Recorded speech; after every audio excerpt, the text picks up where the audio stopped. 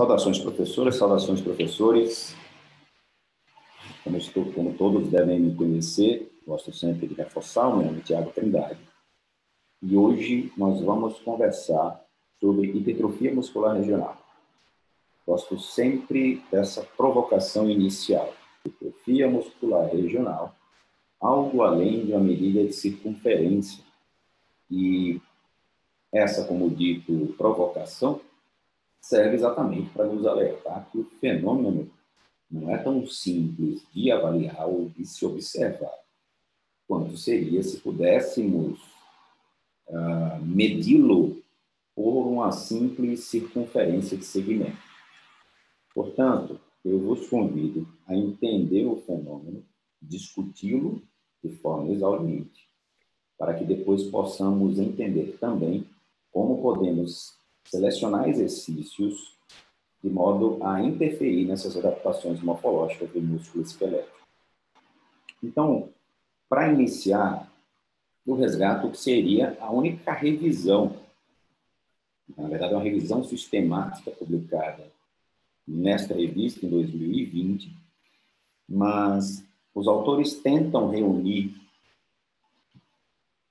as evidências disponíveis na literatura do que vem a ser a discussão sobre hipertrofia regional, hipertrofia heterogênea, hipertrofia não homogênea. Ou seja, quando vocês ouvirem esse termo ou esses termos, saibam que eles serão intercambiáveis, ou seja, um diz respeito basicamente ao que o outro quer definir. E o que é que nós precisamos entender de início sobre a hipertrofia muscular regional? É muito simples. Se vocês observarem esse modelo, vão perceber que na coxa direita eu identifiquei, com auxílio de ressonância magnética, os 4 músculos que compõem o quadríceps. Portanto, se vocês perceberem, na cor azul eu identifiquei o vasto lateral. Inclusive, essa imagem foi obtida no nosso laboratório. Essa aqui de baixo, essa distal. Mas vamos assim, eu identifiquei em azul, na cor azul, o vasto lateral, músculo vasto lateral. Na cor verde, o reto femoral. Na cor vermelha, o vasto medial. E aqui, na cor laranja, o vasto intermédio. Percebam que eu identifiquei, com o auxílio de uma imagem obtida por ressonância magnética, os 4 músculos do quadríceps. Qual é a primeira perspectiva que nós devemos entender sobre hipertrofia muscular regional? Vos digo, este mesmo músculo vasto lateral pode apresentar em resposta a um programa de treinamento, ou seja, você elabora um programa de treinamento e, ao final, este vasto lateral, na sua porção mais proximal, apresenta uma hipertrofia de, vou mencionar um valor arbitrário, 10%. Tudo bem? É possível que na sua porção distal ele apresente uma hipertrofia equivalente a 5%, 7% do aumento de área de seção transversal. Ou seja, essa área identificada na cor azul pode aumentar em maior proporção, tanto nas suas porções mais proximais, quanto nas suas porções mais distais, e vice-versa. Tudo bem? Se vocês entenderem isso, eis que nós já temos a primeira discussão acerca do que vem a ser hipertrofia muscular regional. E alguém pode me perguntar, mas professor, é possível que para uma mesma intervenção, ou seja, conduzindo o programa de treinamento de força, o indivíduo apresente uma hipertrofia de maior magnitude para a porção distal do vasto lateral ou para a porção proximal do vasto lateral? Há um grupo de autores, capitaneado pelo Frank, Reeves e Nariti. Em 2014, eles publicaram um trabalho e verificaram exatamente esse fenômeno. Eles utilizaram aquele leg press horizontal da tecnologia. Não sei se vocês conhecem. É um leg press com auxílio de placas. E aí, um grupo treinou somente para a fase excêntrica naquele exercício. O outro grupo treinou somente para a fase concêntrica. E como é que ele eliminava as outras fases? Ou seja, como ele eliminava a fase concêntrica para o grupo que treinou só excêntrica? Eles acoplaram um motor no leg press, de modo que o indivíduo somente sustentava a descida e o motor trazia o banco de volta. E ele sustentava a descida, o motor trazia o banco de volta. O outro grupo executava somente a fase concêntrica e o motor devolvia o banco à posição inicial. Claro, utilizaram intensidades equivalentes para cada grupo. Nós sabemos que nas ações excêntricas temos condições de erguer maiores cargas, maior peso. Portanto, a carga foi adequada a cada condição. O que eles observaram? Vejam que interessante. O grupo que treinou somente para a fase excêntrica apresentou hipertrofia de maior magnitude para a porção distal do vasto lateral. O grupo que treinou somente para a fase concêntrica apresentou hipertrofia de maior magnitude para a porção média do vasto lateral. Não houve diferença entre os grupos para a porção mais proximal do vasto lateral. Então, vocês percebem um indício já nesse contexto de discussão. Parece, os autores deste trabalho, Zavaleta Corta, discute que, para o quadríceps, o treinamento excêntrico, ou predominantemente excêntrico, tende a favorecer a hipertrofia de porções distais. Então, quando vocês ouvirem a tendência de hipertrofia de porção distal, saibam que a comparação que eles realizam é exatamente essa. O mesmo músculo em diferentes pontos do seu comprimento. Fechou? Segunda análise de hipertrofia muscular regional. Temos o quadríceps e podemos comparar um músculo em relação ao outro. Temos 4 músculos que compartilham da mesma inserção distal. Tendão do quadríceps, perpassam a patela e vêm se inserir via ligamento ou tendão patelar na tuberosidade da tíbia. Os 4 extensores de joelho, os 4 inervados pelo nervo femoral. Porém, nós sabemos que é possível selecionar exercícios para priorizar os vastos ou selecionar exercícios para priorizar o reto femoral. Pelo menos. Portanto, percebam que nós estamos fazendo uma comparação entre um músculo e outro. Naquele primeiro exemplo, estávamos comparando diferentes porções próximo-distais de um mesmo músculo vasculateral. Agora não. Nós estamos comparando 4 músculos que compartilham da mesma inserção distal, um em comparação ao outro.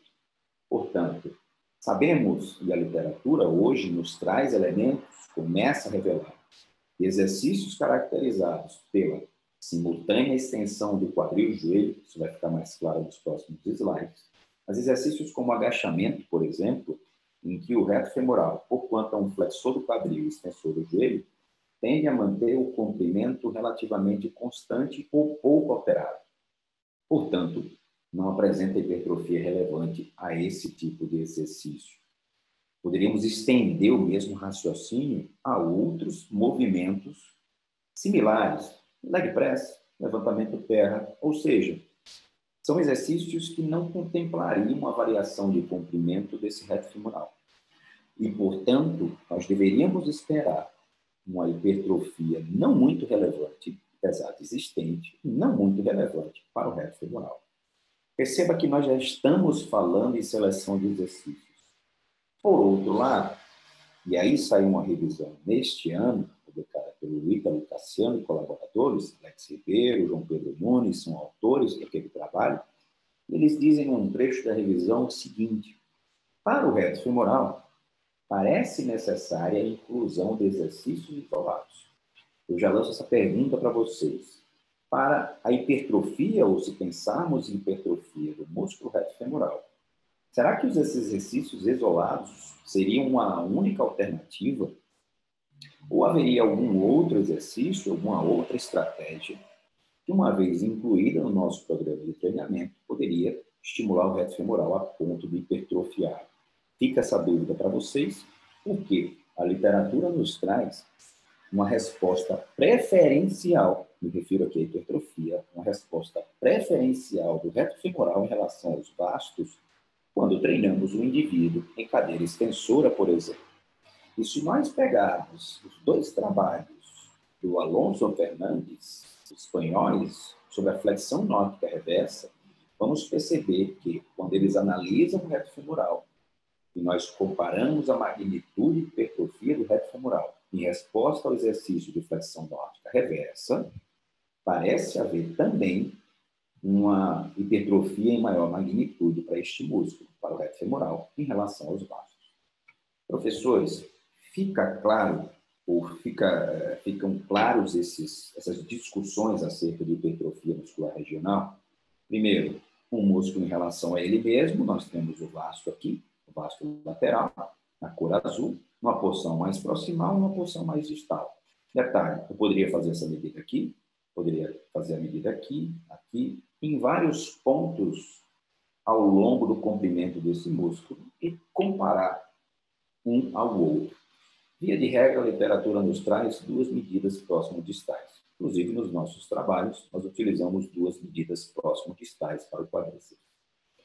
E a outra comparação, um músculo em relação ao outro, sabendo que eles convergem, ou seja, compartilham numa mesma inserção. Neste caso do quadríceps, inserção distal. No caso do tríceps braquial, inserção distal também. Nós vamos ver no curso de domingo estratégias para priorizar, por exemplo, cabeça longa, e vamos perceber que nem toda a extensão de cotovelo parece efetiva para as três cabeças do tríceps braquial, embora todas elas sejam extensoras do cotovelo. Para finalizar, ou para resgatar o conceito, a comparação entre um músculo e outro que compartilham na mesma inserção, proximal ou distal, é a outra discussão trazida pela literatura. Poderíamos incluir as duas cabeças do bíceps braquial, por exemplo.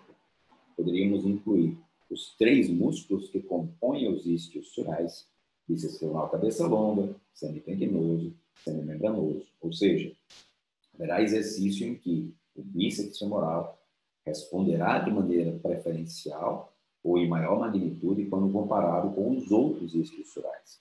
Haverá exercícios que a porção distal do bíceps femoral tenderá a hipertrofiar em maior magnitude quando comparado com a porção proximal. Posso já adiantar um exemplo, a própria flexão nórdica. Na flexão nórdica, foi publicado um trabalho de Pincheiro e colaboradores no ano passado, e eles perceberam que, em resposta à flexão nórdica, somente houve alteração morfológica da porção distal quando avaliaram as porções proximais e distais do bíceps femoral, cabeça longa. Esse assunto nós vamos resgatar no curso de domingo. Por hora, quero que vocês compreendam essas duas comparações que a literatura nos oferece para, ao se referir à hipertrofia muscular regional, heterogênea, não uniforme. Tudo bem? Mas nós ousamos expandir a discussão, e gostaríamos muito de fazer isso, pelo menos por intermédio de uma revisão narrativa, nós ousamos expandir essa discussão para que vocês entendam a seguinte comparação ou as seguintes comparações adicionais. Percebam este exercício. Perdão. Um agachamento livre. E para ele, eu observo o envolvimento relevante nos movimentos de extensão do quadril, extensão do joelho, pelo menos de músculos extensores do quadril e extensores do joelho. Eu vou ficar somente nessas duas articulações. No entanto, me perdoem, professores, por muito tempo se pensou que, uma vez agachando, nós estaríamos contemplando músculos extensores do joelho, já visto que está havendo, de fato, uma extensão do joelho, e músculos extensores do quadril, já que está havendo uma nítida extensão do quadril na fase ascendente desse agachamento. Conseguem perceber? Pois bem, o que é que eu quero que nós entendamos nesse slide? É que a heterogeneidade da hipertrofia, ou seja, as respostas hipertróficas específicas, não serão homogêneas entre músculos que compartilham da mesma tarefa exercício. Porque se fosse, professores, nós não precisaríamos complementar o agachamento com outros exercícios, pensando na hipertrofia de extensores de joelho, por exemplo. Pensando na hipertrofia dos extensores do quadril, por exemplo. E tentem pensar nos extensores do quadril, no agachamento ou durante o agachamento. Vocês concordam que, se assistisse razão a esse argumento, ou seja, se o agachamento, por quanto envolve extensão do joelho, extensão do quadril, será o exercício completo para a hipertrofia de extensores do joelho e extensores do quadril, não necessitaríamos de cadeira extensora, flexão nórdica reversa, mesa flexora, cadeira flexora, flexão nórdica, stiff, enfim. Bastaria agachar para contemplar de maneira exauriente músculos do quadríceps, músculos extensores do quadril. E aqui eu contemplo, aqui eu incluo glúteo máximo, isquiosurais, adutor magno, pelo menos. No entanto, nós sabemos que não funciona bem assim. Nós temos um trabalho do Keitaro Kubo que, digamos que foi alvo de muitas discussões, porque, de fato, trouxe respostas muito relevantes para a literatura. No trabalho, os autores dividiram a amostra em dois grupos. Um grupo agachou até 90 graus de flexão do joelho e o outro agachou até 140 graus de flexão do joelho. Fato é que o grupo que agachou até 140 graus apresentou uma tendência a maior hipertrofia, o favorecimento da hipertrofia dos músculos adutores, quadril, que ele não faz distinção dos adutores no trabalho, o que é um problema, e do glúteo máximo. E aí, os colegas pegaram essa afirmação para deduzir o seguinte, olha só, portanto, se quero priorizar a hipertrofia do glúteo máximo, precisa agachar profundo. Quando, na verdade, nós vamos perceber que não é bem assim. O agachamento profundo pode favorecer a hipertrofia do glúteo máximo em relação ao paralelo, e isso é bem verdade. Mas, quando nós entendermos a razão pela qual o agachamento profundo tende a favorecer a hipertrofia do glúteo máximo, seremos capazes de eleger outros exercícios para substituir um agachamento profundo, especialmente para aquele praticante que não consegue sequer chegar ao paralelo. Mas voltando, no trabalho do Keitaro Kubo, os autores perceberam que o agachamento paralelo ou profundo, a 90 graus de flexão do joelho, 140 graus de flexão do joelho, não foi efetivo para a hipertrofia do reto femoral. Lembram dele? No slide anterior, na cor verde? Pois bem, o agachamento bilateral realizado tanto a 90 graus de flexão do joelho quanto a 140 não se mostrou efetivo, ou seja, não se mostrou um exercício eficiente para a hipertrofia do músculo reto femoral, mas sim dos vastos. E não houve diferença entre as duas amplitudes para a hipertrofia dos vastos, lateral, intermédio e medial. Fechou? Em relação aos isquiosurais, também não houve hipertrofia relevante em resposta a qualquer uma das variações de agachamento, a 90 graus de flexão do joelho a 140 graus. Vocês começam a perceber que músculos que compartilham da mesma tarefa não necessariamente passarão ou sofrerão as adaptações, vamos chamar assim, de maneira semelhante ou sequer responderão de forma relevante àquela tarefa. E a prova, né, femoral, não hipertrofiou em resposta ao agachamento paralelo, o agachamento bilateral, perdão. Isquiosurais não hipertrofiaram em resposta ao agachamento bilateral. E em relação ao reto femoral, essa não é a única, ou não é o único registro que nós temos na literatura. Nós temos outros trabalhos, e de colaboradores, publicados na Medicine Science, 2015, trabalho do Fonseca Colaboradores, publicado em 2014, são registros de que, para o agachamento bilateral, ou em resposta ao, em decorrência do agachamento bilateral, da prática do agachamento bilateral, não há hipertrofia relevante de reto femoral ou do músculo reto femoral. A outra comparação que eu quero que vocês entendam, de músculos que compartilham da mesma ação anatômica. Aqui eu já adiantei uma dica. Olha, se eu tenho extensores do quadril, glúteo máximo, adutor magno e isquiosurais. Se em resposta ao agachamento houve hipertrofia de glúteo máximo para as duas variações, em maior magnitude para o agachamento profundo, mas não houve para os isquiosurais, vocês percebem que eu não posso dizer que, pelo fato de o agachamento envolver uma extensão do quadril, haverá hipertrofia relevante de todos os músculos extensores do quadril. Percebam que começa a fazer sentido a necessidade de selecionarmos exercícios exatamente para, uma vez pensando e entendendo a hipertrofia muscular, saber como podemos interferir de forma mais seletiva, mais direcionada ao grupo muscular que queremos priorizar. Ou seja, o agachamento bilateral pode ser um exercício útil para a hipertrofia do glúteo máximo, mas não é efetivo para a hipertrofia de isquiosurais posteriores de coxa. O agachamento bilateral pode ser um exercício efetivo para a hipertrofia do addutor magno, do músculo addutor magno, mas não o é para os isquiosurais. No entanto, o glúteo máximo, addutor magno e isquiosurais são todos eles extensores do quadril. E, de fato, aqui nós observamos na fase ascendente uma extensão do quadril. Entendem? A outra comparação, as outras comparações são aquelas que já vimos no slide anterior. Ou seja, recapitulando, músculos que compartilham da mesma inserção proximal ou distal, quadríceps, isquiosurais, tríceps braquial, bíceps braquial, gastrocnêmio e sóleo, todos eles podem, ao longo do seu comprimento, hipertrofiar em magnitudes diferentes, e entre um e outro, hipertrofiar também em proporções dessemelhantes. Ficou claro?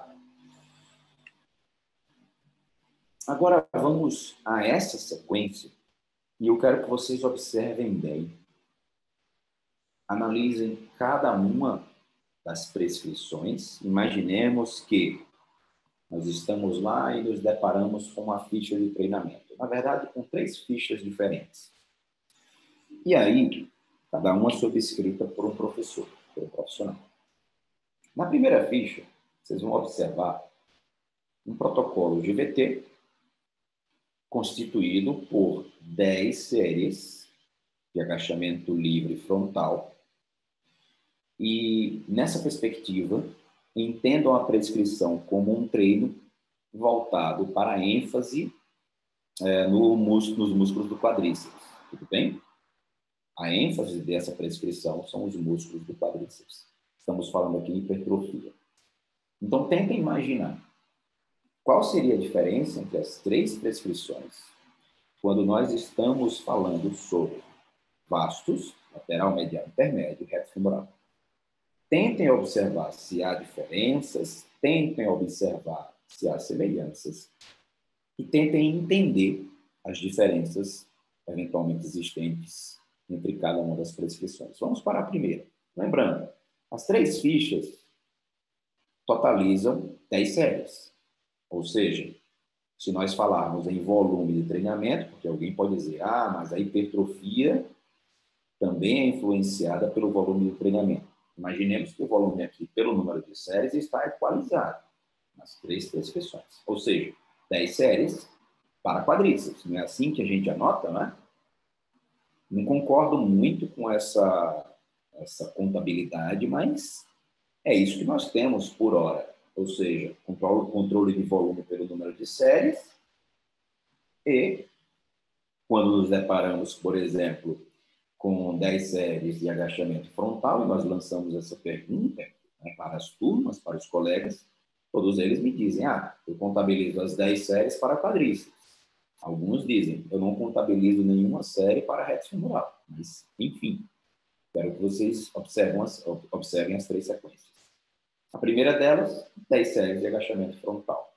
E aqui eu já coloco uma situação para vocês, que é a seguinte. Não há na literatura nenhuma avaliação que compare o agachamento frontal ao agachamento com barra nas costas. Tudo bem? Ou seja, não é verdadeira a afirmação de que o agachamento frontal favorecerá a hipertrofia do quadríceps. Não é. Nós temos um trabalho publicado com eletromiografia de superfície. E, em naquele trabalho não encontramos diferença relevante para a ativação de quadríceps. Outros trabalhos trazem, de fato, diferença para a ativação de determinados músculos quando comparam agachamento frontal com agachamento com barra nas costas. Só que eu quero chamar a atenção de vocês para o seguinte ponto. Prestem muita atenção. Prestem muita atenção. Nós não temos o direito de tentar especular resultados referentes à hipertrofia muscular, utilizando, para tanto, trabalhos que foram conduzidos com o auxílio de eletromiografia de superfície. Eu serei mais claro. A eletromiografia não prediz hipertrofia. Tudo bem, professores? Vocês precisam sair desta aula absolutamente cientes disso. Hipertrofia muscular não pode ser predita, especulada, com base em dados coletados com o auxílio de eletromiografia de superfície. Tranquilo? Nós temos trabalhos publicados com a utilização de eletromiografia de superfície. E, em momento algum, eu tento traçar uma linha entre os resultados ali observados e qualquer adaptação crônica ou qualquer resposta crônica, principalmente me referindo à hipertrofia muscular. Então, se vocês entenderem que as discussões que nós travamos sobre hipertrofia muscular, baseadas em eletromiografia, são errôneas, nós já demos um passo à frente. Pode acontecer futuramente de algumas respostas, algumas adaptações morfológicas, hipertrofia, coincidirem com um comportamento observado com auxílio de eletromiografia de superfície. Mas há discussões na literatura, inclusive robustas, que nos apresentam razões para evitarmos esse tipo de especulação. Por que é que eu digo isso? Deixo muito claro. Futuramente, nós teremos trabalho para desconstruir esses discursos. Entendem isso? Exemplo.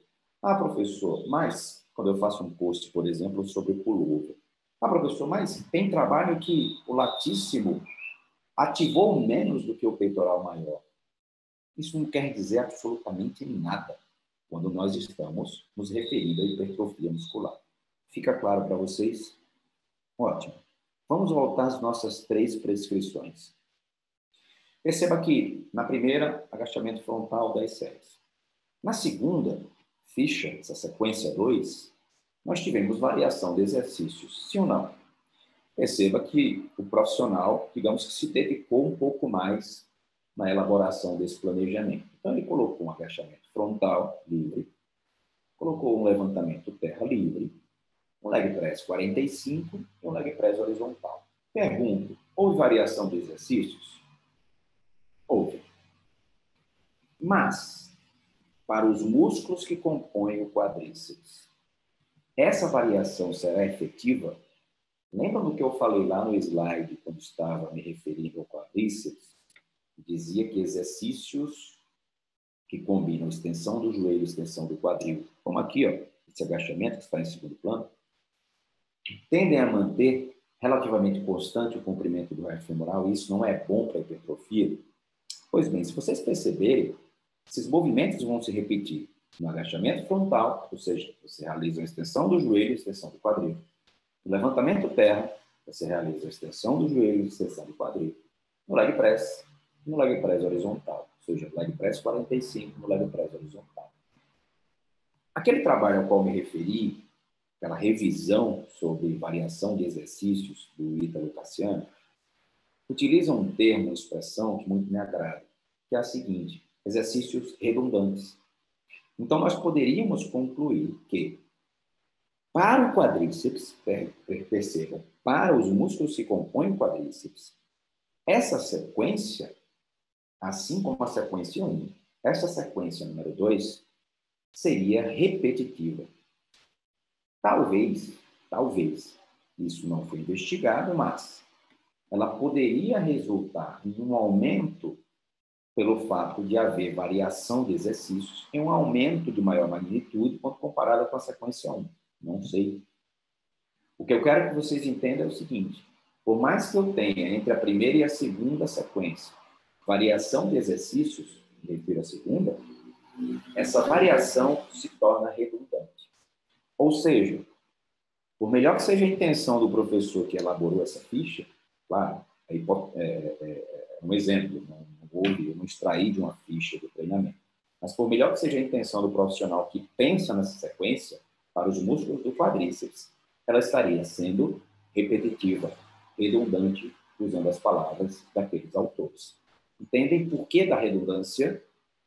Porque são movimentos, todos eles, que combinam extensões do quadril e do joelho. Agora, observem a terceira sequência.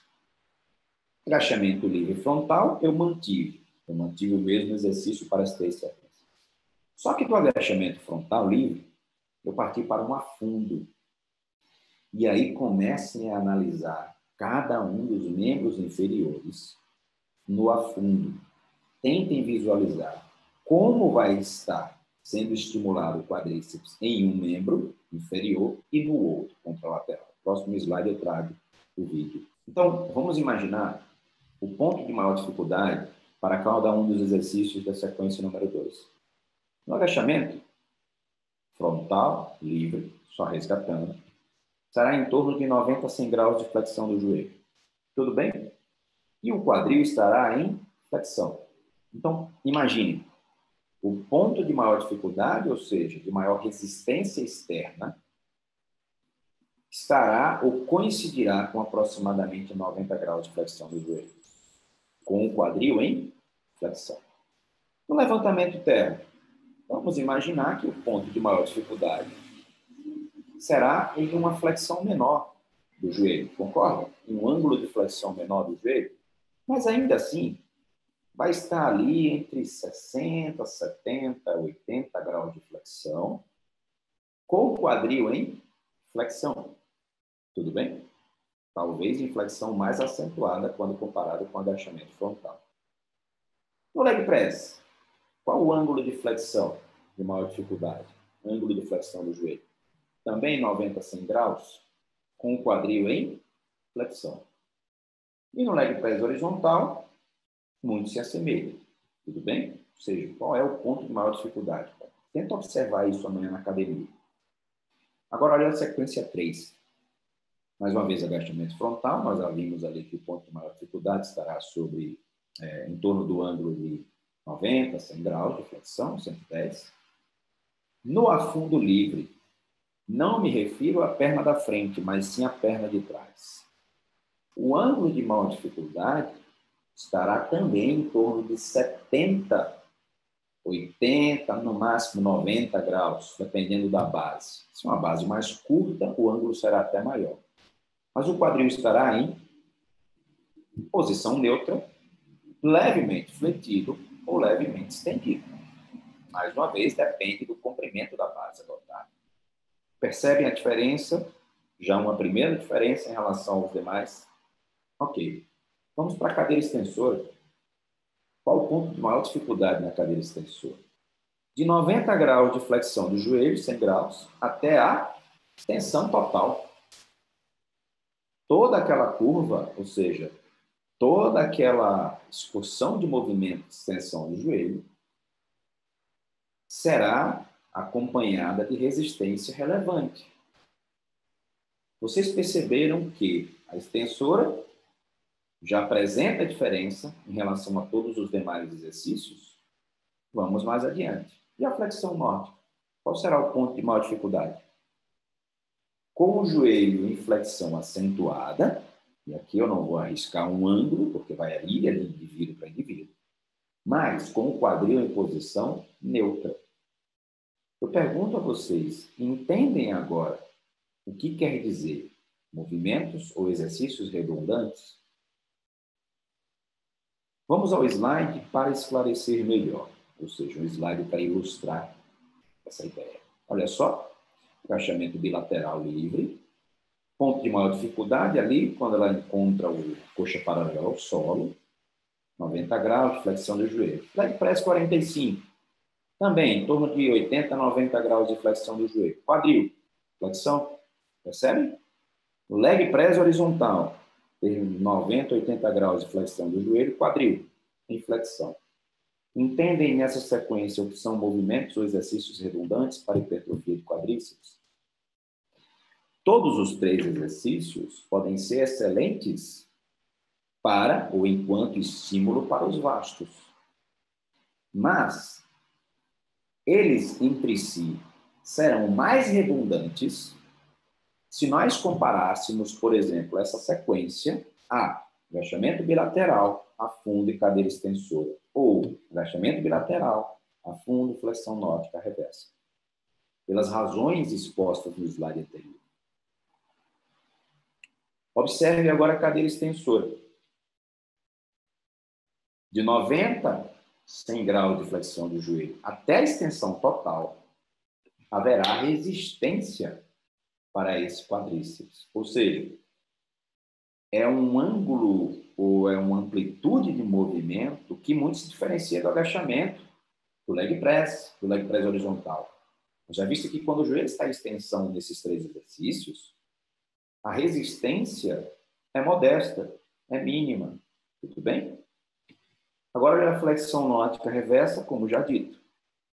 Ponto de maior dificuldade, quando ele atinge uma condição limítrofe para a flexão dos joelhos. Quadril em posição neutra, joelho em flexão. Porquanto o músculo reto femoral se insere aqui, na espinha ilíaca antero-inferior, e na borda superior da patela, ele está sendo amplamente tracionado ao final da fase excêntrica.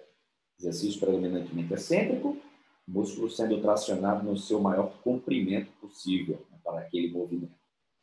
E aí nós temos um estímulo interessante para o que nós passamos agora a entender como adaptações longitudinais. Observem bem esse quadríceps e vejam as setas vermelhas e azuis. Ou seja, para ser muito objetivo e reunir as discussões que são levantadas na literatura até hoje, que foram levantadas até hoje, a grande diferença entre os exercícios predominantemente excêntricos e predominantemente concêntricos é exatamente a tendência de, em executando exercícios excêntricos, aproximamos as adaptações a essas linhas vermelhas, aumento do comprimento do fascículo. O fascículo é um conjunto de fibras envolto em uma camada de tecido conjuntivo, denominada perimísio. Então, um conjunto de fibras sendo alongado, ou seja, o fascículo aumentando o seu comprimento, em resposta a estímulos predominantemente excêntricos. Pensem no estímulo predominantemente excêntrico para quadríceps, flexão nórdica reversa, comprimento longo, porque quando o estímulo é imposto a um comprimento longo, essa adaptação parece maximizada. Me dá um exercício predominantemente excêntrico em comprimento longo para isquiosurais, stiff. Me dá um exercício predominantemente excêntrico, o que pode se tornar predominantemente excêntrico em comprimento longo para o tríceps braquial. Posso utilizar uma resistência à flexão do cotovelo com o ombro em flexão, ciente que a cabeça longa é a extensora do ombro. Quando flexiono, já pré-estiro, vou usar um termo mais didático, e quando flexiono o cotovelo, levo essa cabeça longa a um amplo comprimento. Quando priorizo as ações excêntricas, tem uma tendência de aumentar o comprimento dessa fibra. Mas olha que interessante. Entre os exercícios predominantemente excêntricos e predominantemente concêntricos, parece não haver diferença para os aumentos transversais, para a hipertrofia transversal. Entendem isso? Ou seja, vou usar as palavras do Frank, em algum dos artigos que eles publicaram recentemente. O Frank diz o seguinte: parece haver mecanismos de remodelação diferentes. Então, observa esse quadríceps e observa as linhas azuis e vermelhas. Pergunta: indivíduo acometido por condromalácia patelar, condropatia patelar, apresentam uma tendência a um tracionamento superior da patela. Para você, enquanto profissional do movimento, é melhor aproximar essas fibras mais da condição vermelha, as fibras do quadríceps, ou aproximar essas fibras mais da condição azul. Lembrando que esse indivíduo já apresenta um tracionamento superior da patela. Só pensa. Voltando à flexão nórdica, percebam que ela muito se diferencia de um agachamento, por exemplo. Ou seja, neste exercício do leg press horizontal, nós jamais atingiremos essa condição de comprimento longo para uma resistência relevante. Agora, observa o afundo. E vamos analisar os dois membros inferiores. Primeiro, o membro inferior direito. Percebem que o joelho estende a partir de aproximadamente 90 graus de flexão e esse quadril se encontra em flexão ao final da fase descendente? Então, vocês percebem que esse exercício também não se afasta muito de um agachamento frontal, por exemplo. Eu vou ter um tronco mais verticalizado, mais ereto. No entanto, para o membro inferior esquerdo, o joelho está sendo levado à flexão e, nesse caso aqui, o quadril se encontra em leve extensão. Aí você pode pensar, bem, então isso lembra flexão nórdica reversa, porque o quadril estava em posição neutra, imaginemos que esse quadril está em posição neutra e o joelho é flexionado. No entanto, lembrem-se, na flexão nórdica reversa, nós buscamos uma amplitude de flexão do joelho muito mais relevante, de 90 aproximadamente até flexão total. Aqui não. Ele sai de extensão até 90 graus de flexão do joelho. Mas, resgatando aquela fala que eu utilizei ao me referir ao artigo do Ítalo Cassiano, quando eles dizem que parece, para o reto femoral, parece relevante o emprego de exercícios isolados, está aqui uma exceção. O afundo, pela lógica que estamos desenvolvendo, é uma exceção. Principalmente em razão do estímulo imposto ao membro inferior, que está à retaguarda. Pergunto para vocês, e se eu quisesse aumentar ainda mais o comprimento final desse quadríceps em um agachamento unilateral? Que variação você sugeririam? O búlgaro. Ou seja, no búlgaro, você tem a mesma posição de quadril neutro ou levemente estendido, com uma flexão acentuada. Mas ainda assim, nós não temos o mesmo nível de torque externo que podemos obter numa flexão nórdica reversa. Eu sei que no início parece confuso, mas depois vocês devem rever esta apresentação e começar a montar o quebra-cabeça, ou seja, com peças que nós vimos no final, com peças que nós vimos no início. As coisas começam a fazer sentido. Eu usei essa seta laranja para dizer o seguinte: a literatura hoje discute, só para vocês terem uma ideia, enquanto a nossa área não é simples, a literatura hoje discute uma compartimentação funcional do reto femoral. Segundo documentos que nós temos registrados, e não é só uma evidência, o reto femoral, na sua porção mais proximal, apresenta maior afinidade com as ações de flexão do quadril. E o reto femoral, nas suas porções mais distais, apresenta maior afinidade com as extensões do joelho. O que isso quer dizer? Se nós entendermos a hipertrofia regional como a possibilidade de estimular o músculo ao longo do seu comprimento em diferentes porções, haveria necessidade de nos preocuparmos com ações para o reto femoral, de extensão do joelho e flexão do quadril. Aqui eu posso obter as duas ações concomitantes, ou seja, partindo de um quadril levemente estendido e de joelho flexionado, eu posso executar a fase ascendente, criando um momento flexor do quadril e criando um momento de extensão do joelho. Outro exercício, a própria nórdica reversa. Já visto que esse quadril está em posição neutra e, claro, nós demandaremos desse músculo reto femoral para garantir a fase ascendente e mais, para levá-lo em um estiramento relevante, haja vista que o quadril já está em posição neutra e ele se insere na espinha ilíaca anteroinferior. Portanto, levará ou será levado a um comprimento limítrofe. Já passando para o próximo slide, eu quero só reforçar, ou melhor, explicar digamos que essa possibilidade de remodelação das fibras musculares sob uma perspectiva longitudinal. Quando nós falarmos em arquitetura muscular, entendo a arquitetura muscular somente como a disposição das fibras de um músculo em relação à linha de ação desse músculo. Alguns músculos apresentam fibras distribuídas obliquamente. Aqui, os gastrocnêmios. Perceba que o gastrocnêmio lateral apresenta fibras distribuídas obliquamente em um ângulo maior quando comparado com o gastrocnêmio medial. Olha que interessante.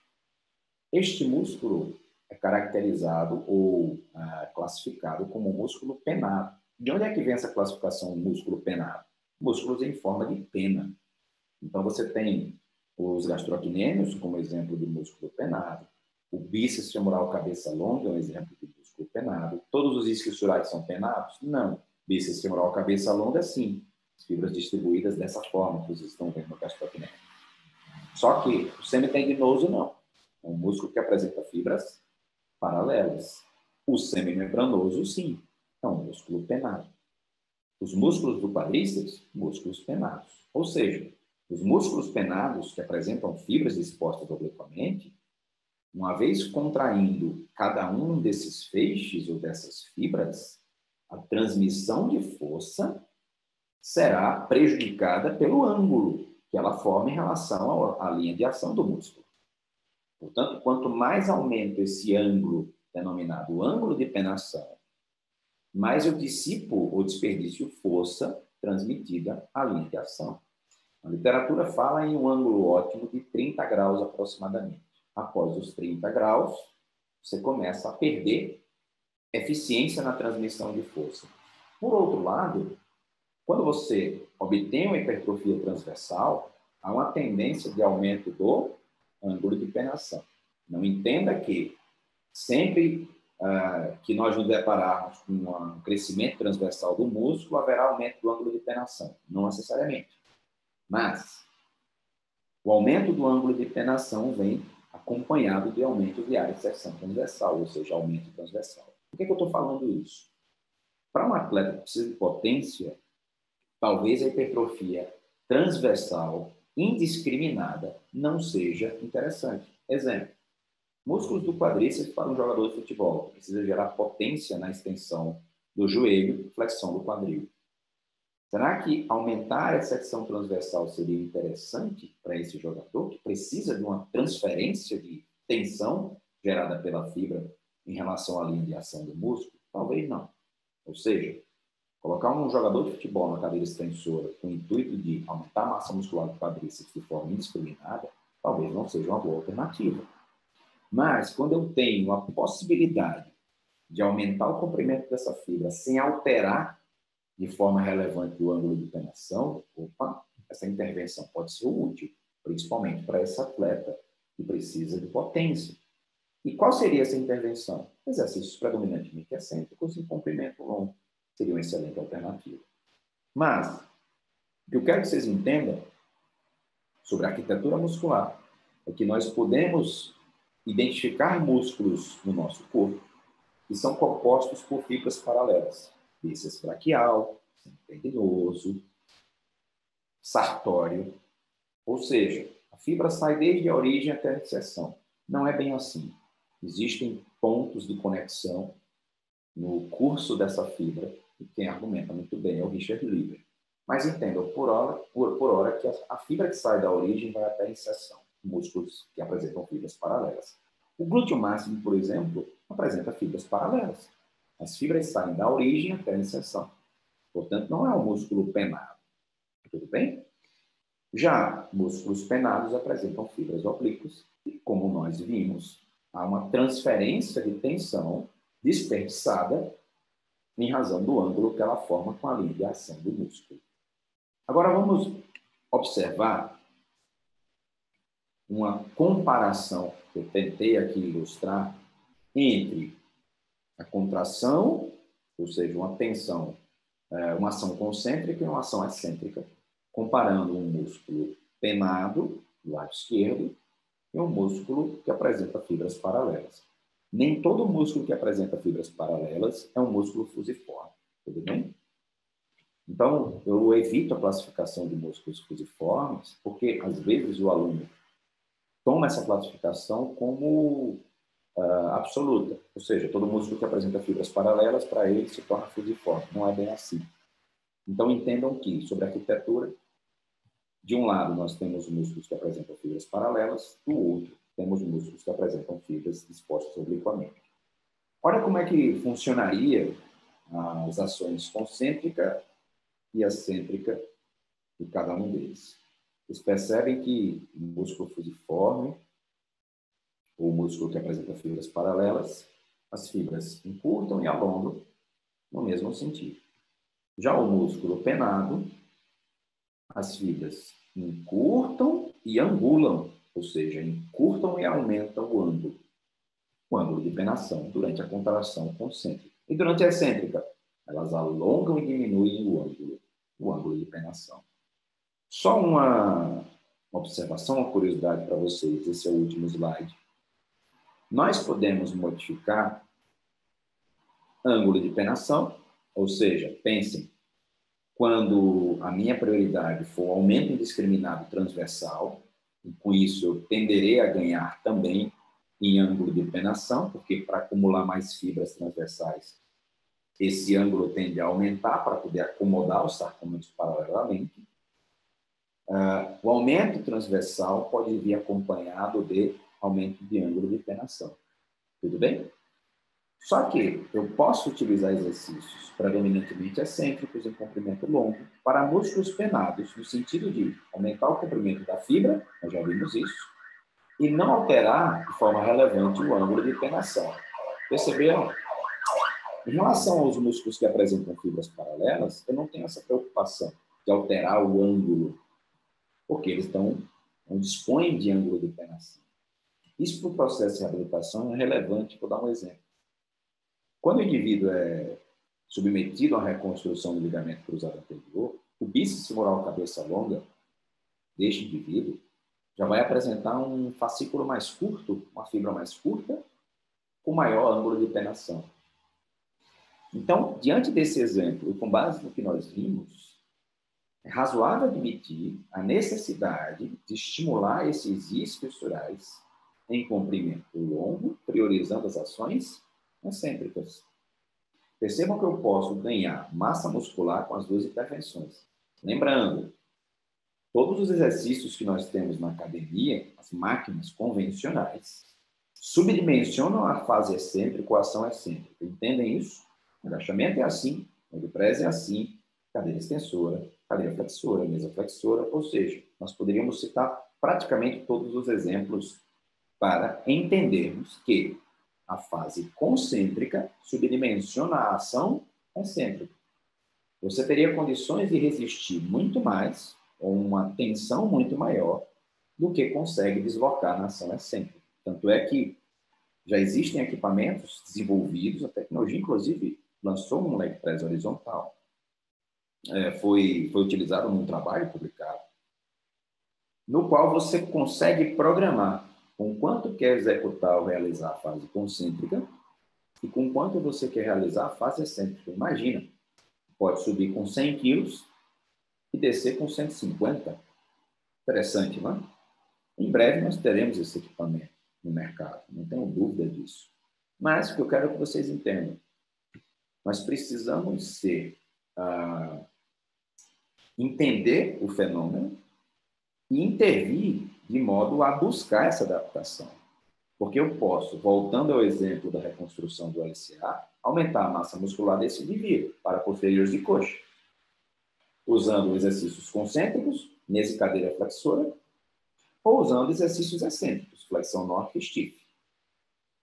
No entanto, ao passo que eu não tenho diferença para o aumento da massa muscular, pensa no processo de reabilitação. Não sei se vocês já se depararam ou já trabalharam com um indivíduo nessa condição. Eu cito como exemplo porque já trabalhei com vários. Ele apresenta perda de massa muscular no membro inferior acometido, perda de força para a flexão do joelho e perda de amplitude de movimento. Se eu perguntar para cada um de vocês, é possível recuperar massa muscular por mesa e cadeira flexora? É. É possível recuperar amplitude de movimento por mesa e cadeira flexora? Sim. É razoável entender que sim. É possível recuperar força para a flexão de joelho? Sim.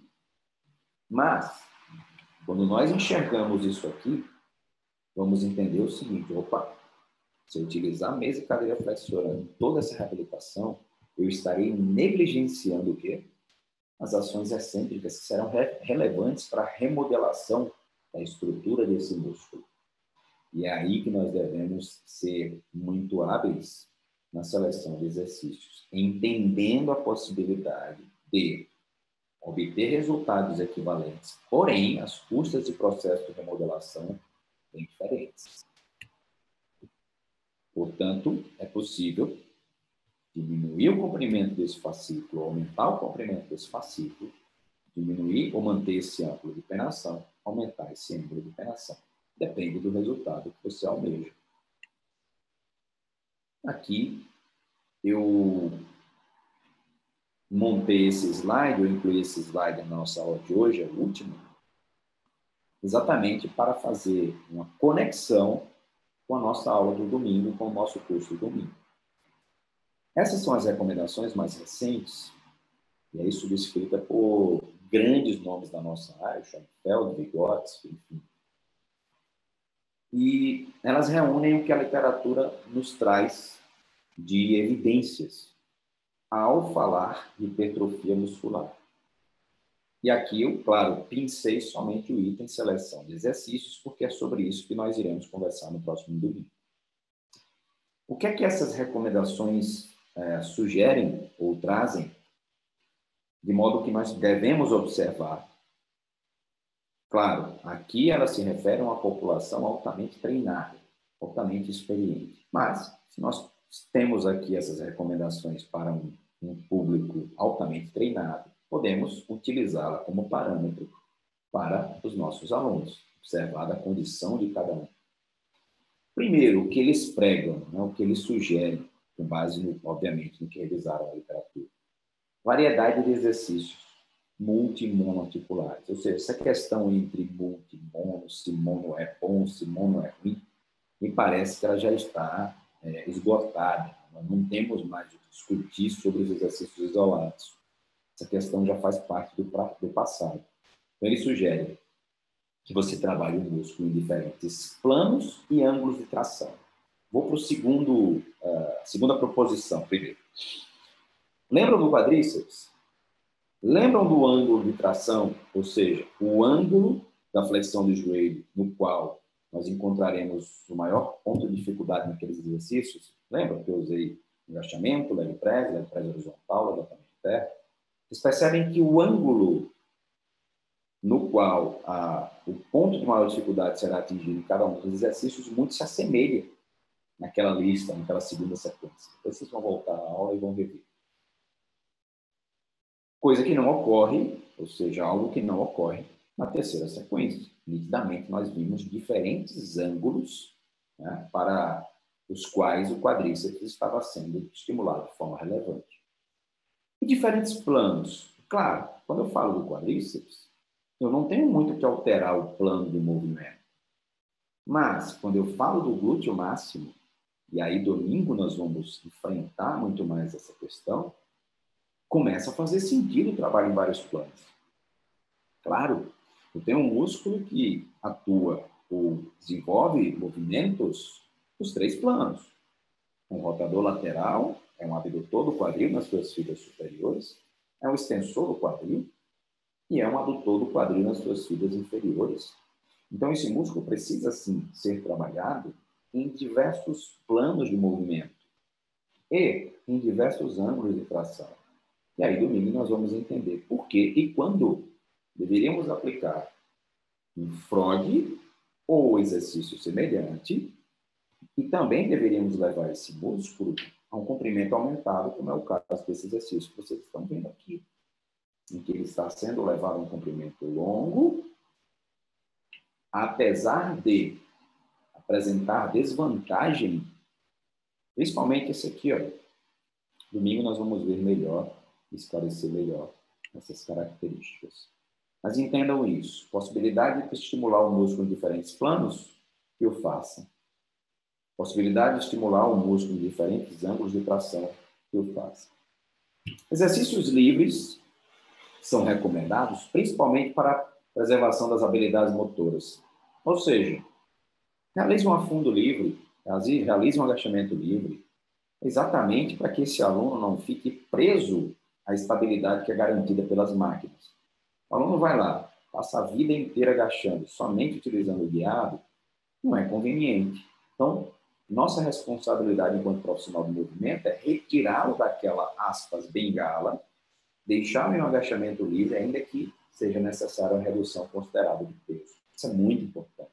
Então, a recomendação, falando-se aqui, é hipertrofia muscular. E, claro, ele deixa, né, digamos que dá uma maior liberdade ao uso de exercícios menos complexos, monoarticulares, exercícios em máquinas. Mas traz a ressalva, ou eles trazem a ressalva, a necessidade de exercícios livres para a preservação de habilidades motoras. Tentem sempre incluir nas sessões de treinamento de vocês. Essa é uma proposição que vem se repetindo em maior frequência, ou com certa frequência, na literatura. Para hipertrofia muscular, prestem muita atenção. Para hipertrofia muscular, é importante estimular o músculo em comprimento longo. Vou repetir. Para hipertrofia muscular, se faz importante e relevante para a maximização da hipertrofia, estimular o músculo em comprimento longo. Para ser muito objetivo, olha o comprimento que o glúteo máximo atinge nesse exercício. Suas fibras inferiores. Elas são extensoras do quadril. O quadril se encontra em acentuada flexão. E aqui, quando eu falo em comprimento longo, professores, prestem mais uma vez muita atenção. Quando eu falo em comprimento longo, não necessariamente o músculo estimulado em comprimento longo estará em condições mecânicas favoráveis. O glúteo, nessa situação, está numa condição mecânica desfavorável. Braço de momento ruim para a extensão do quadril, principalmente quando comparado com os estruturais do adutor magno. Comprimento demasiadamente longo, mas esse estímulo é relevante para a maximização da hipertrofia. Isso nos lembra, ou nos faz lembrar, de um outro músculo. Daqui para domingo eu quero que vocês pensem nele. Um músculo que, assim como o glúteo máximo, apresenta fibras paralelas, assim como o glúteo máximo é estimulado em um exercício em comprimento demasiadamente longo, por ocasião de um braço de momento desfavorável. Eu não vou mencionar agora, mas falarei dele no domingo. Pensem somente na necessidade de, priorizando, ou uma vez falando em hipertrofia muscular para maximizá-la, nós precisamos estimular o músculo-alvo em comprimento longo. Por fim, essa proposição é exatamente o que norteará a nossa aula no domingo, nosso curso no domingo. Observação de critérios anatômicos e biomecânicos para elaborarmos uma estratégia coesa, integrada, suficiente para contemplar, e agora entendendo, resgatando tudo que vimos de hipertrofia regional, contemplar toda a musculatura. Tudo bem? Não adianta hoje mais falarmos em um exercício resolve tudo em todas as regiões. Não é bem assim. Aqui, resgatando uma fala do Ítalo Cassiano e colaboradores, eles dizem o seguinte: a grande diferença entre, ou para a variação de exercícios, está exatamente nas hipertrofias ou no processo de hipertrofia de determinadas regiões.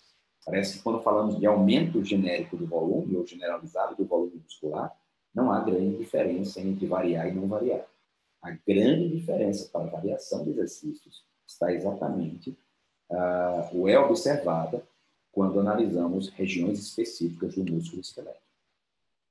Por fim, gosto sempre de deixar essa mensagem para aqueles que já me acompanharam no curso aula, antes de colocar em prática algum dos conceitos observados na aula de hoje, pesquisem um pouco mais, leiam um pouco mais, professores. Nós fazemos parte de um grupo, eu estou lá no grupo de vocês, peçam referências do que vocês precisarem de informações complementares, solicitem.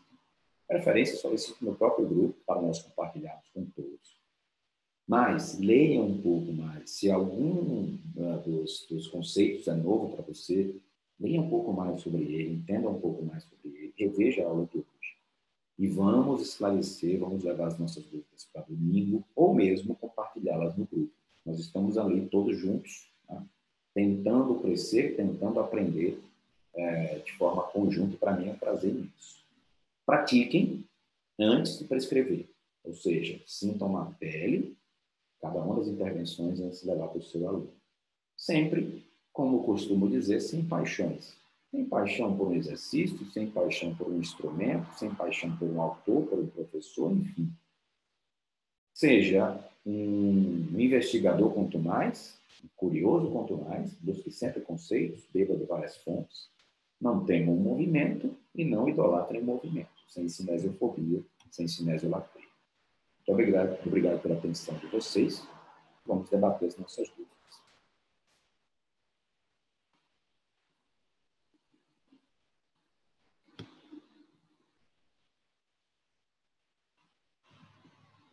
Se vocês quiserem abrir o microfone, ou eu vou abrir o chat e já resgatar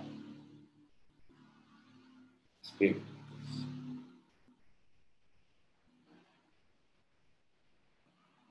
Alguns colegas falam que é sequência 3, mas se vocês quiserem abrir o microfone, também fiquem à vontade.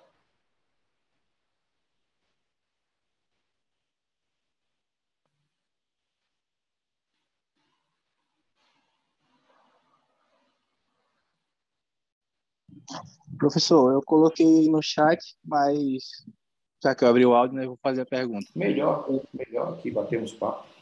Ótimo. A razão em se afirmar, né, quando a gente está falando de exercício de cadeia cinética aberta, por exemplo, versus de cadeia cinética fechada. Os de cadeia cinética aberta, né, por exemplo, pela contração muscular, essa contração ocorre de maneira mais distal para proximal, e de cadeia cinética fechada ocorre mais das fibras proximais para as distais. Há razão em se afirmar isso?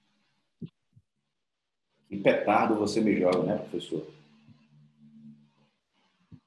Mas, de fato, a sua pergunta reúne uma afirmação que é levada, e eu já observei em algumas, principalmente discussões de redes sociais, mas, infelizmente, nós não temos razões para crer nessa possibilidade.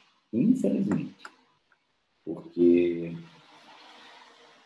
se nós fôssemos pensar dessa forma, como explicaríamos os resultados relatados pelo Frank a partir do momento em que os autores variaram as ações musculares, cêntricas, concêntricas, e verificaram, por exemplo, que a execução concêntrica do leg press horizontal favoreceu a hipertrofia da região mais proximal, ou seja, região média do quadríceps. Enquanto a execução somente excêntrica do leg press horizontal favoreceu a hipertrofia da região distal. Então, eu sei que é algo que vem se tornando recorrente, esse tipo de afirmação, mas nós não temos elementos para sustentar. Entenda, pode ser revelado futuramente. Ou seja, nós podemos ter trabalhos que nos tragam essa tendência, mas, infelizmente, não temos isso hoje. Nós não temos essa resposta, pelo menos. Ou seja, eu não tenho como afirmar que a sua colocação é verdadeira. Não temos. Tudo bem? Ótimo, professor. É porque o que a gente visualiza hoje, só trazendo, né, assim, mais à tona, é que existe uma série de conceitos biomecânicos que eles são colocados à prova, né? Como se, por exemplo, a ciência ainda não provou, mas é bem claro isso. E é lógico que a gente não pode afirmar nada sem que a gente tenha um amparo científico, né, para provar que algo aconteça. Perfeito. Mas a sua observação é absolutamente coerente. A grande questão é que eu fico praticamente entre a cruz e a espada. Eu não posso dizer que a literatura corrobora com essa afirmação, porque não tem um elemento na literatura para sustentar. Por outro lado, se você descartar essas análises biomecânicas, seria, obviamente, uma ousadia da minha parte. Pode ser que a limitação esteja em mim. Mas o que eu posso afirmar, nós não temos elementos na literatura para sustentar essa proposição. Ou seja, um desenvolvimento tenderia a favorecer uma hipertrofia mais proximal, deltoide, enquanto que uma elevação lateral ou uma flexão do ombro isolada tenderia a favorecer uma hipertrofia mais distal. Não tem como afirmar, infelizmente. Porque se você parar para pensar, professor, como é que vai ficar esse raciocínio para um músculo como o latíssimo do dorso? Como é que vai ficar esse raciocínio para o peitoral maior? Nós temos um trabalho para ser publicado em que testamos o supino. E, de fato, em resposta ao supino, houve uma tendência à hipertrofia mais próxima ao externo, em relação à subiciação do umbigo. Mas, realizamos o exercício tanto com barra quanto com dumbbell. Eu não seria responsável de dizer, está vendo? Ele realizou o supino e, portanto, há uma hipertrofia mais proximal. Quando se fosse realizar um crucifixo, por exemplo, a hipertrofia seria mais estável. Eu vejo um pouco de exagero nessa afirmação. Tudo bem? Se você quiser saber a minha opinião, eu vejo um pouco de exagero. Conhecendo a morfologia do músculo esquelético, vejo exagero nessa afirmação. É meio arriscado a gente pensar dessa forma.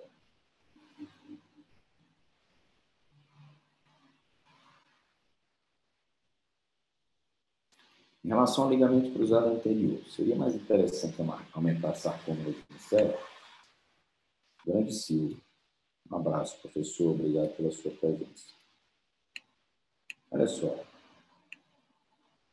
Como dito, o indivíduo que passou por uma cirurgia de reconstrução do LCA, vamos imaginar, esse é o membro acometido,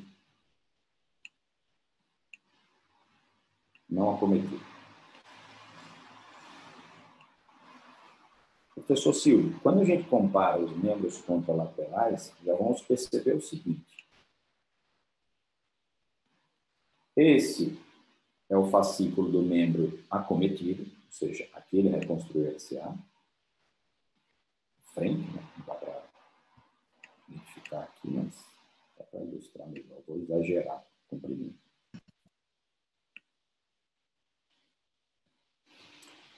Perceba que no membro acometido, esse fascículo estará mais angulado, ou seja, maior ângulo de penação e mais curto.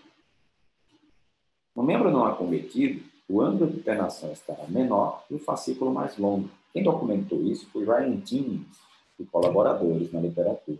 Eles verificaram exatamente isso, indivíduos que foram submetidos à reconstrução de LCA. Então, pensa comigo, professor. Eu tenho possibilidade de reabilitar esse indivíduo. O profissional da educação física atua na reabilitação. Se vocês ainda não sabem disso, fiquem sabendo. Ou seja, no meu caso, o indivíduo passou pela reconstrução na sexta-feira, na segunda-feira começou eu e o fisioterapeuta, os dois juntos. Vamos lá. Ciente de que a estrutura desse músculo está alterada nesse sentido, e ciente de que exercícios excêntricos em comprimento longo tendem a favorecer o aumento do comprimento do fascículo sem grandes alterações para o ângulo de penação, será que seria interessante, na prescrição ou no programa desse indivíduo, incluir Exercícios como stiff unilateral. Exercícios como, mas ele não consegue fazer uma flexão nórdica. Perfeito. Desacelera a extensão do joelho desse indivíduo na amplitude que lhe é possível. Claro, ao longo do programa de reabilitação. Porque no início, o seu maior trabalho vai concentrar aqui, professor. Quadril.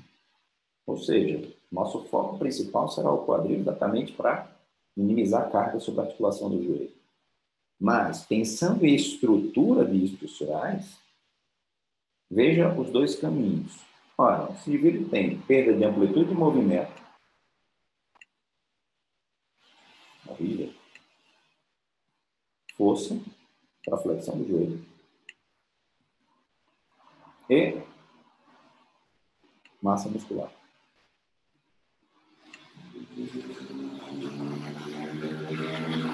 Para um profissional mais desavisado, ele vai pensar assim, ora, eu recupero a amplitude de movimento, força e massa muscular usando o mesmo cadeira flexora.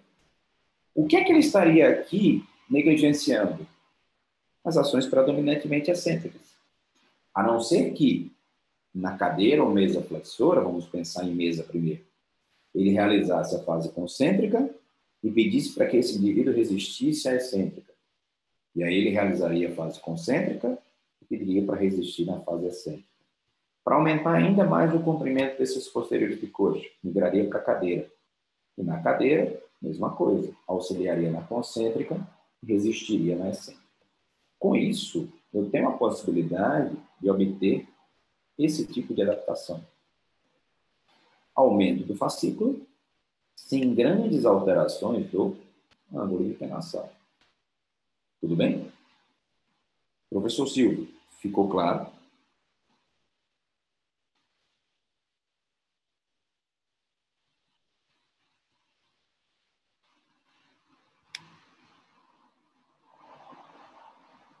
Eu agradeço, professor. Agradeço a sua participação. Sempre muito bem-vindo. Professores, perguntas?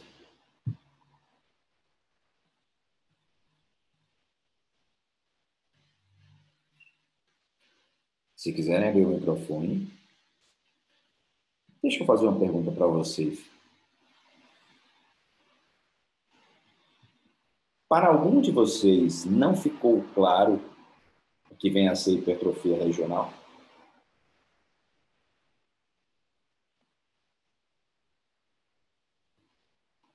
A estratégia adotada para a apresentação de hoje deixou claro para você o que vem a ser hipertrofia regional, hipertrofia muscular heterogênea, hipertrofia muscular não uniforme? Vocês entenderam perfeitamente?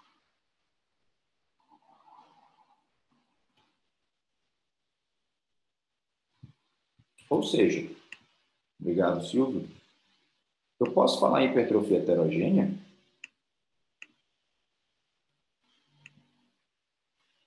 comparando as cabeças do gastrocnêmio ao sólido. Sim ou não? Ou seja, eu posso intervir e vocês sabem como intervir. Porque se nós perguntarmos a um estudante de educação física como eu posso priorizar o sólido em relação aos gastrocnêmicos, o que ele vai me dizer? Realiza a flexão plantar, sentado. Sim, um calf baixo. Sim ou não? Ou seja, ele já tem noção de uma resposta heterogênea para o tríceps sural. Na cabeça dele, uma das cabeças, né, desse tríceps sural é monoarticular, sólido. Todas elas convergem para o tendão calcâneo. Mas nós sabemos que é possível priorizar um em relação ao outro. Outro exemplo, como já dito, os isquiosurais. Semitendinoso, semimembranoso, tríceps femoral, cabeça longa. Tríceps braquial. Uma cabeça em relação à outra. Domingo nós vamos ver que nem toda extensão de cotovelo contempla as três cabeças do tríceps braquial. Isso para mim foi um achado bem interessante. Bíceps braquial. Em relação ao próprio braquial, que, dentre os flexores do cotovelo, é o que apresenta maior seção transversal fisiológica. Então, não devemos negligenciar o braquial.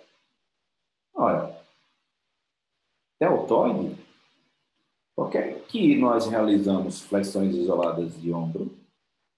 Por que nós realizamos abduções isoladas do ombro, extensões isoladas do ombro, ou abduções no plano horizontal?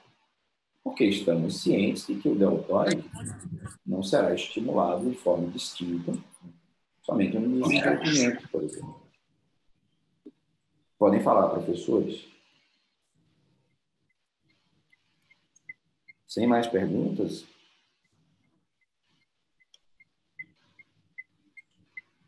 Pois bem, então, se vocês não tiverem mais perguntas, se tiverem, fica à vontade. Nossa conversa pode continuar ao longo dos próximos dias pelo grupo. Não se sintam intimidados de compartilhar no grupo ou até mesmo por mensagem direta. Suas dúvidas, se precisar de algum material, solicita. Como disse, esse curso, na verdade, foi idealizado para que nós possamos bater papo entre colegas. Então, eu estou aprendendo com vocês, e a minha intenção é prestar o máximo de informações que estiver ao meu alcance.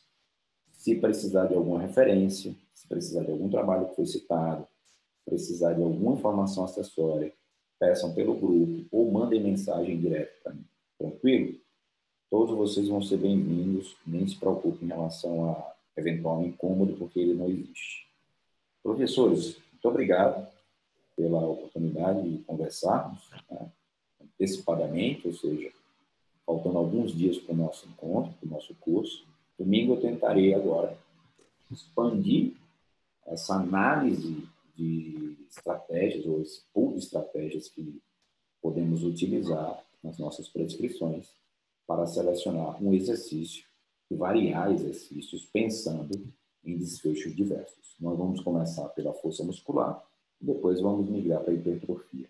Hipertrofia, com esses conceitos, hipertrofia regional, vai ficar muito mais fácil a condução do nosso diálogo. Tudo bem? Mais uma vez vou checar o chat. Muito obrigado, professora Fernanda. Muito bom tê-la aqui conosco. Professores, muito obrigado pela atenção. Espero que a noite tenha sido válida para vocês, esse encontro. E estou ansioso para encontrá-los no domingo. Tudo bem? Daqui para lá, vamos mantendo contato pelo grupo. Ele foi criado exatamente para isso. Muito obrigado. Uma excelente noite para vocês. E vamos seguir juntos. Um forte abraço. Obrigado. Professor Silvio, professor Bruno, professor Leonardo. Muito obrigado, professores.